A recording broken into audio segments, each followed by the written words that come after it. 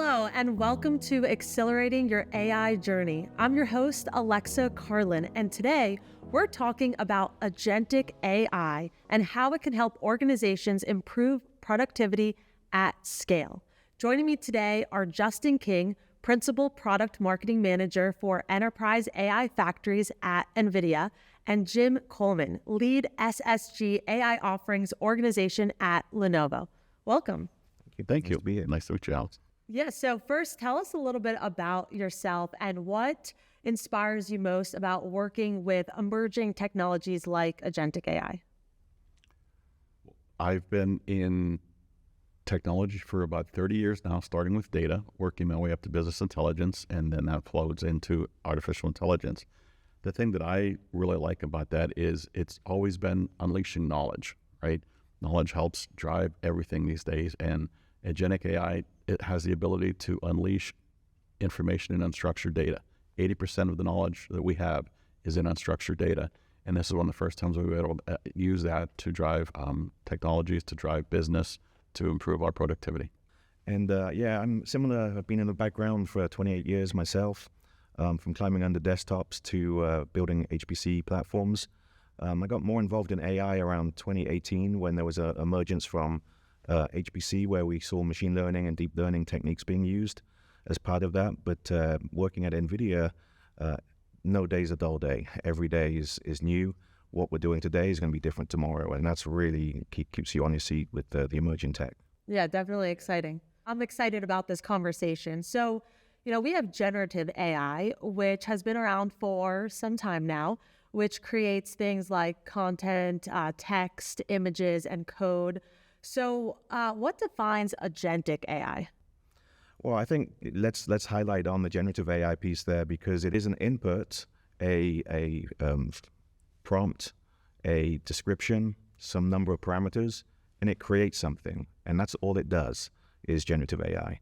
What Agentic AI does is you still start with an initiated prompt of similar value, but it's able to understand that much further. So it's able to reason what is being asked, what is being able to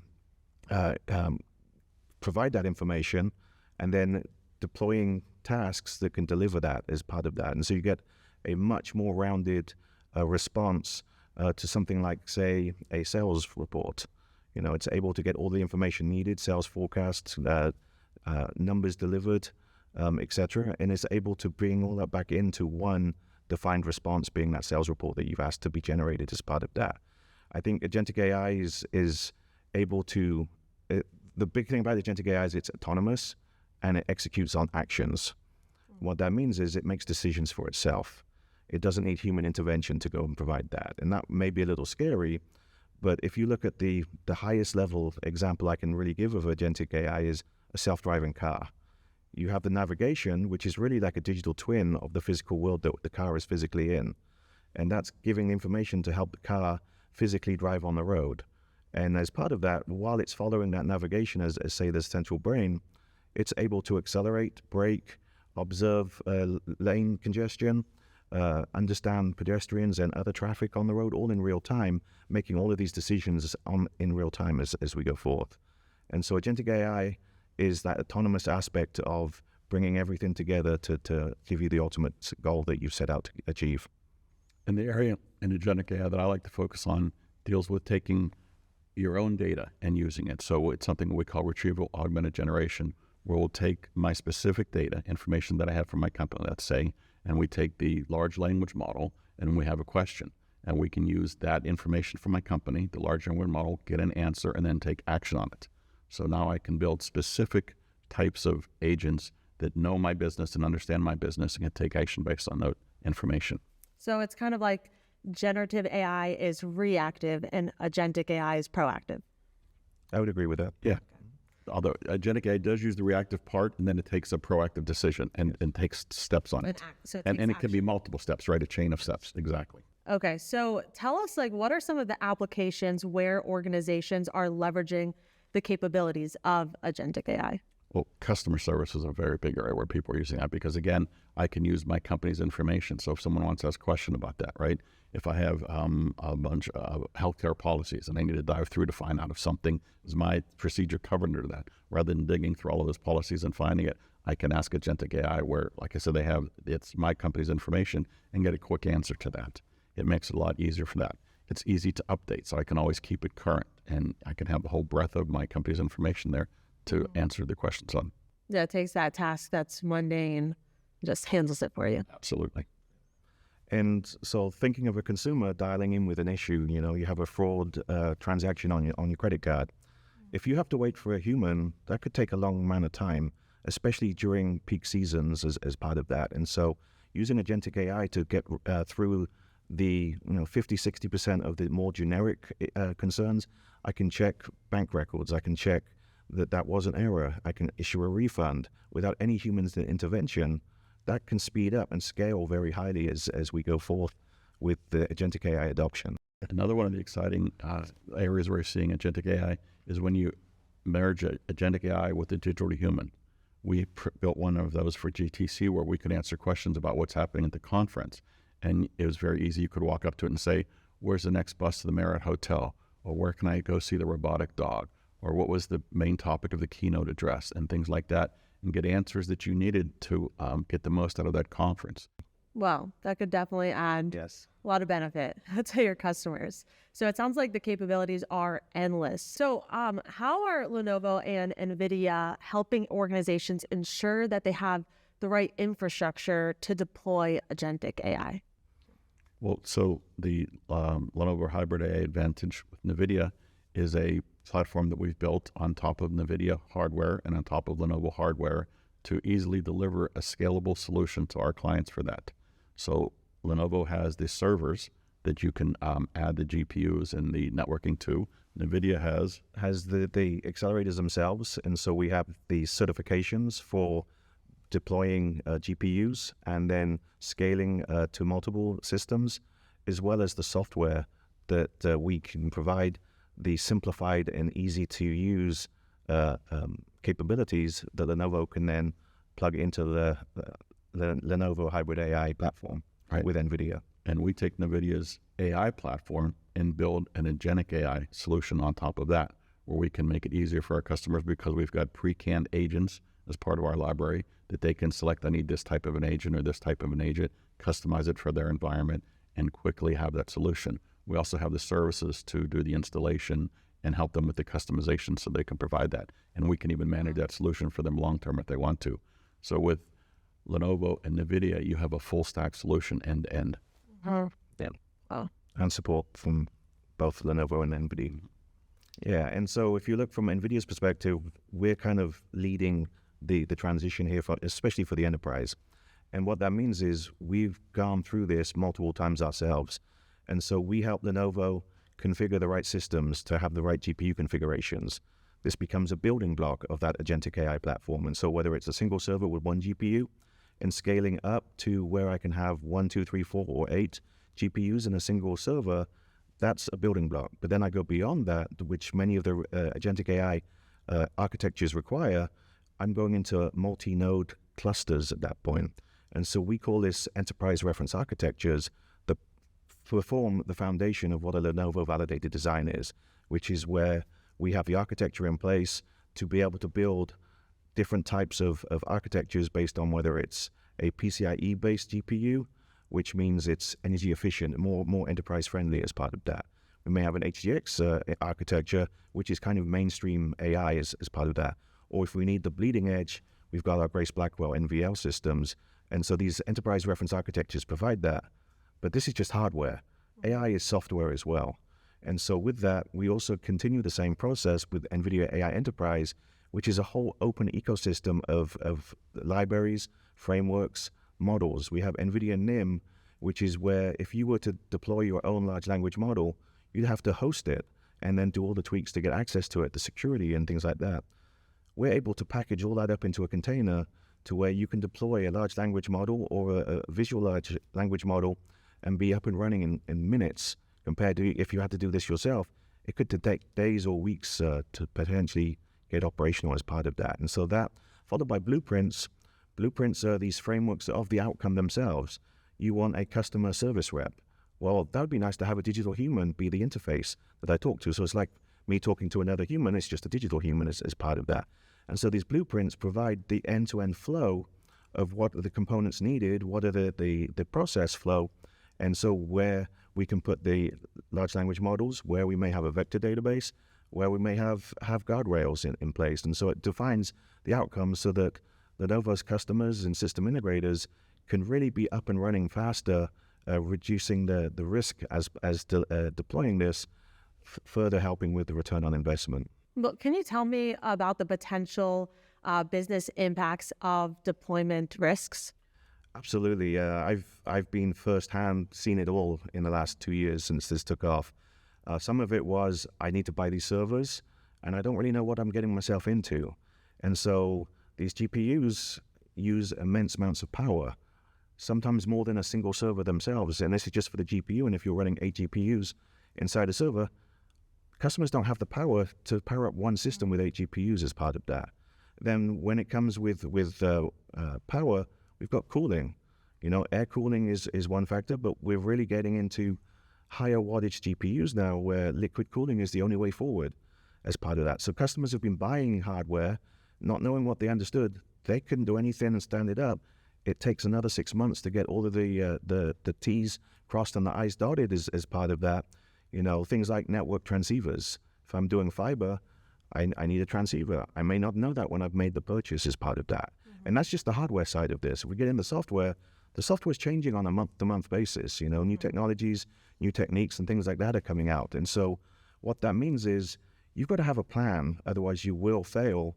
And that's where the Lenovo validated designs help you. Yeah, and when you talk about the cooling, Lenovo has the leading cooling solution called Neptune Cooling for these types of servers. And with our validated designs built on reference architectures that Justin was referencing, you can be sure that the software that we put on top of it will run. We've already tested with all of it to make sure it works. And we also build our platform using containers. And there's a technology they have called Kubernetes that lets you scale up. So one of the big problems when you get into Agentic AI is you really don't know how big is this going to be. It's a new technology. How well is it going to be adapted? And if I'm building this on premise, how do I scale up? We built our system so that you can, if you get to where this is being used great, you can just add another server beside it, extend the cluster, and scale up easily. We also built our platform so that we have a library of agents that you can plug in. So you get this and you're running, you've got a couple agents that are working, you want to get into some new technologies. We have a library of agents, you just plug one in, scale it up, and you can continue to grow. We want Agentic AI to be a capability. It's not just one solution, but it's a capability that you can scale up in your company and take advantage of it. So you really help companies future-proof. Yes. And that's so important with how fast everything is moving. Absolutely.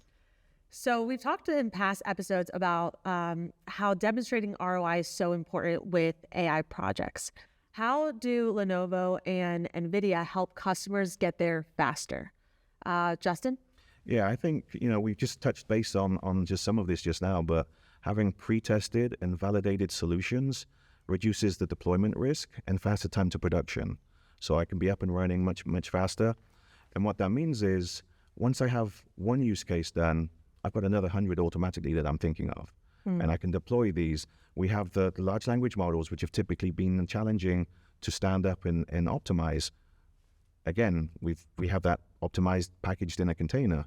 And then thirdly, the blueprints, as Jim was mentioning here, we can take these use cases like digital human, like digital twins, like video search and summarization, and he can put them into the Lenovo AI library.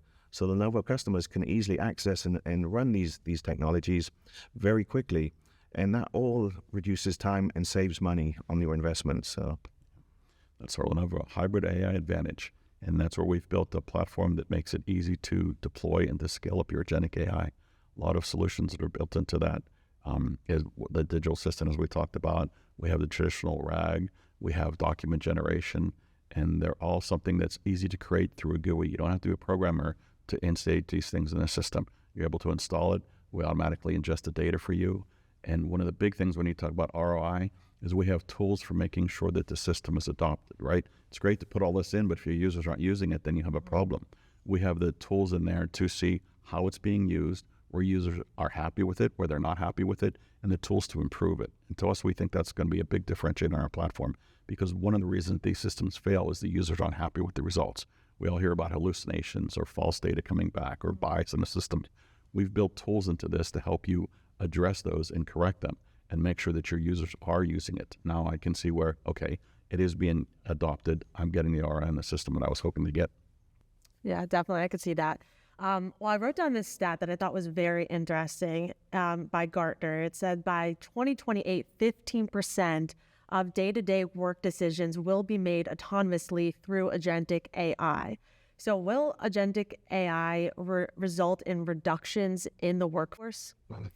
I don't think it will. If you follow history from, the word processor, the internet, the tablet, it hasn't misplaced labor. What you'll find is that the labor will be doing more complex jobs, tasks as part of that.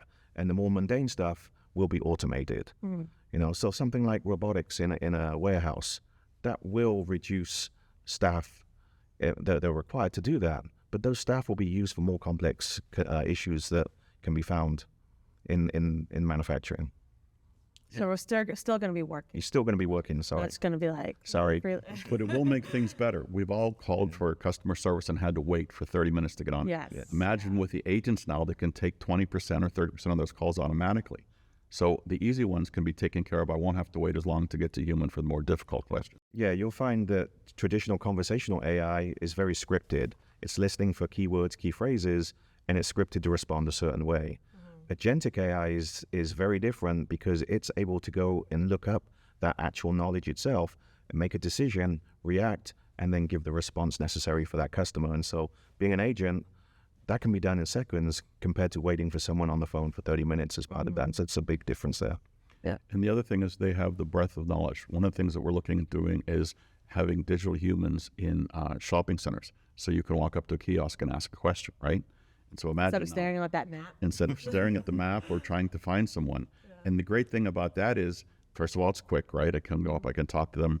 They have the full breadth of knowledge of the whole store, but they also can add value.